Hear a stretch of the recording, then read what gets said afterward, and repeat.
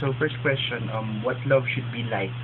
After watching the movie Love Actually, I got to see that love is complicated, and with the movie there are many couples, and then there's so many going on.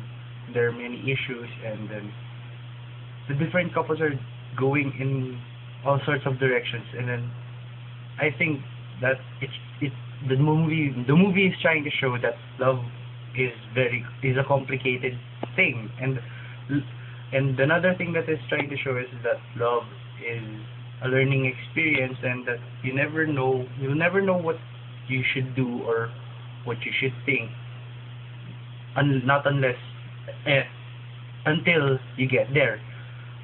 You're always searching, and then you're always searching for love, but then when you find it, that's where the hard part starts. You think that before when you weren't in love, you think that this is the hard part, and then when you find it, that's where the difficulty begins. So it's not at all easy. It's actually very, very hard. So the first couple that I would like to talk about would be David and Natalie.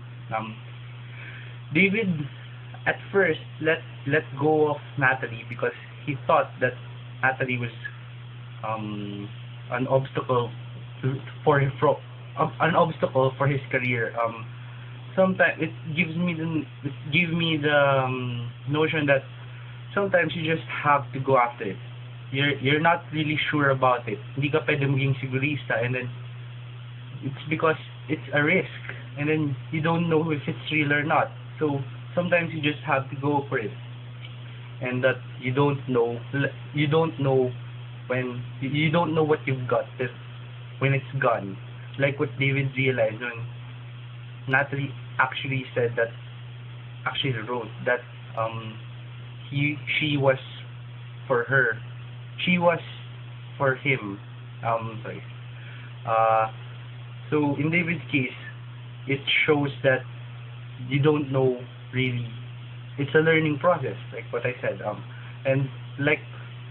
That love requires effort. Like what David did, he had to search for Natalie wherever she was, in order to show that he really did love her the same.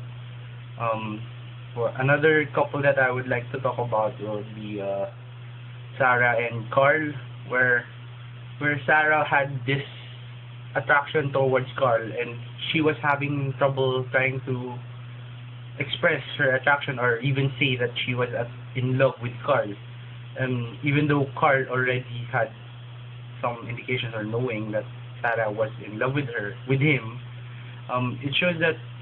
And when the two start something, it was Sarah's brother that kind of hindered them to even start one, and it made me think that whether or not love should be selfish or not. And what I would like to say about this is that love only seems selfish because you have to think of yourself, because you want to be happy, therefore you want to be happy, therefore you go for what you're happy at, not the other, what you are happy at. But then sometimes there are things there are scenarios or things that you don't really even think about yourself anymore. And then love doesn't have to be selfish, because it would seem that love is not fair. It's just for me, it's just life that's unfair. May mga malas lang talaga sa buhay na parang it seems that love is the one that's not going for them, but I don't know. Therefore, you have to try again. Don't give up. Life is unfair. That's the real thing. Both of the partners, the individuals, have to understand each other. That you have to make something out of what you have, and you can't really force yourself to love someone, because that's expecting too much from the other person. For example, like what with Natalie, with Sarah and Carl.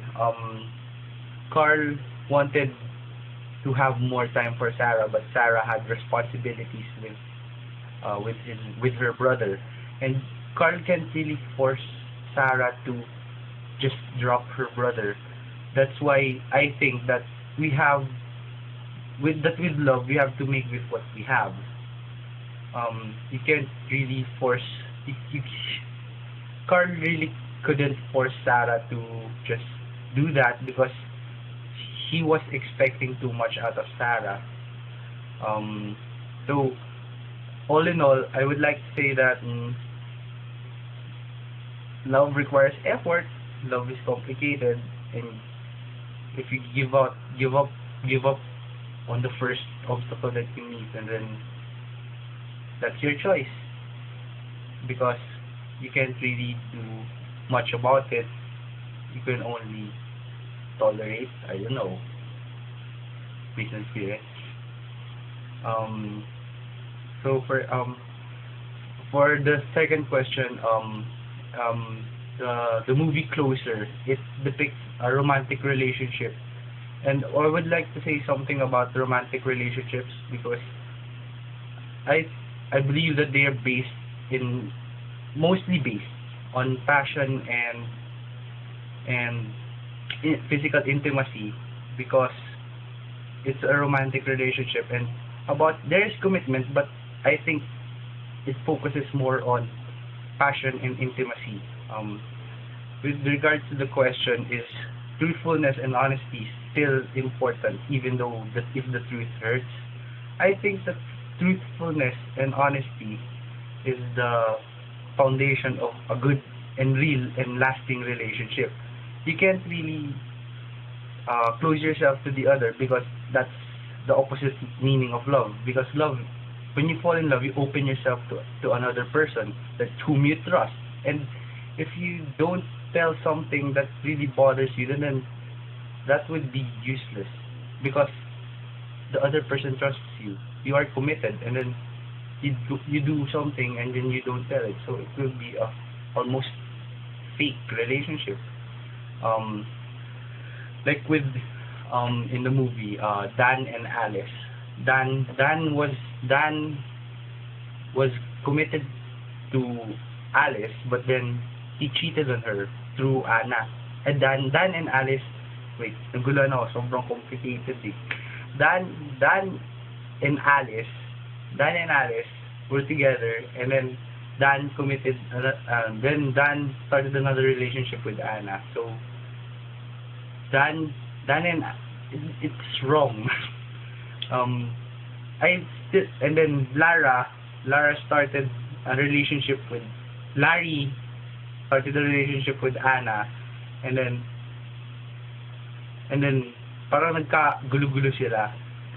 And I don't really like to say much about those things because naguguluhan pa rin ako why they do those stuff, because I don't think tama talaga yun.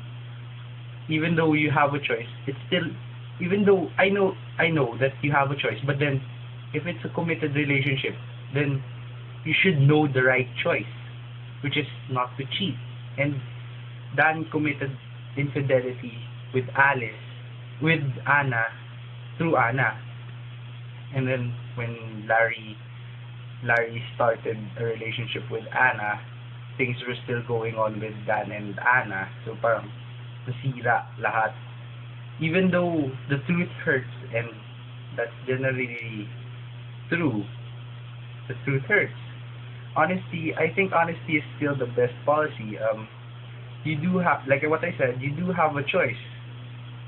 You are in a committed relationship, but you have a choice. But at the same time, you have to think that what you do affects the other.